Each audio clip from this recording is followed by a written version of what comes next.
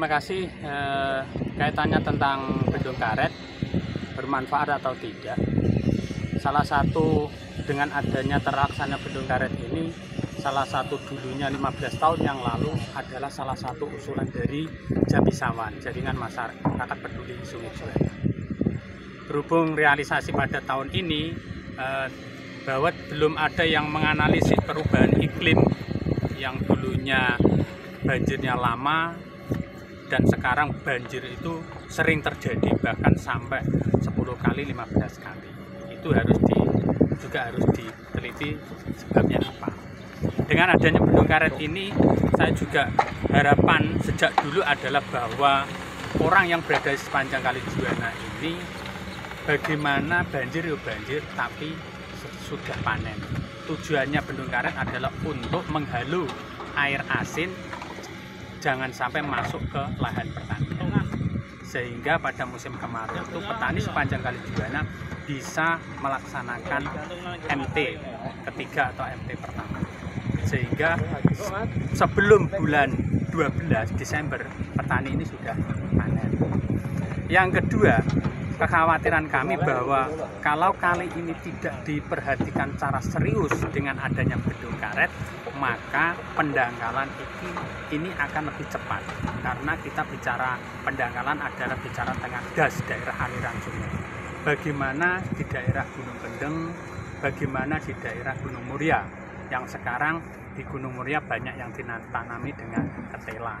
Bahkan di Gunung Kendeng juga banyak ada penambangan dan ada penanaman jagung. Itu tidak bisa menyerap air yang berada di sana, sehingga ketika ada air hujan maka lumpur akan masuk ke Sungai Juwana. Ditambah dengan sampah, baik sampah pertanian dan sampah rumah tangga, ada kasur, ada pampers, kebanyakan para orang-orang itu lebih praktiknya membuang di sampah. Saya khawatir kalau ini tidak ditangani secara serius, maka dengan adanya bendung karet akan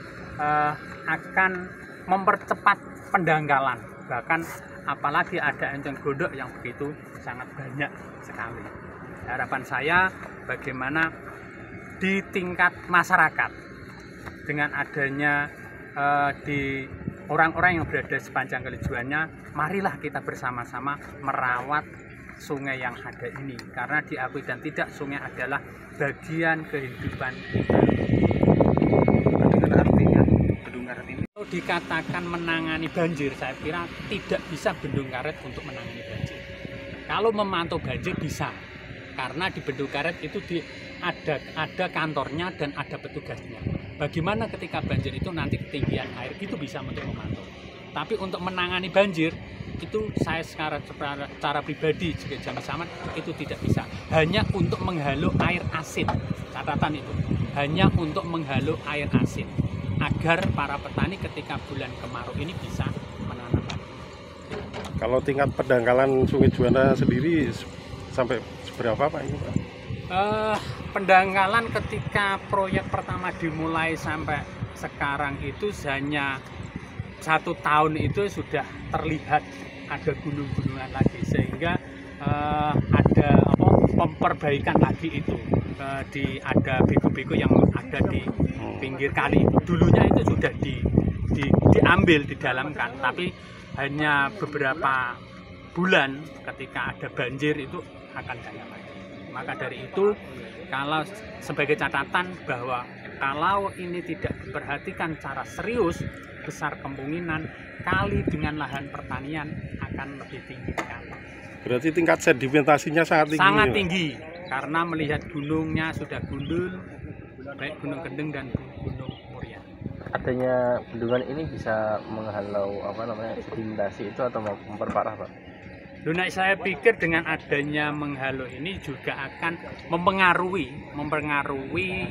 sedimentasi, akan lebih cepat karena airnya tenang. Per tahun berapa Pak kira-kira sedimentasi itu? Apanya Mas? Ketinggian sedimentasi berapa? Ketinggiannya kurang lebih 1 tahun itu ya paling di atas 50 cm itu ada.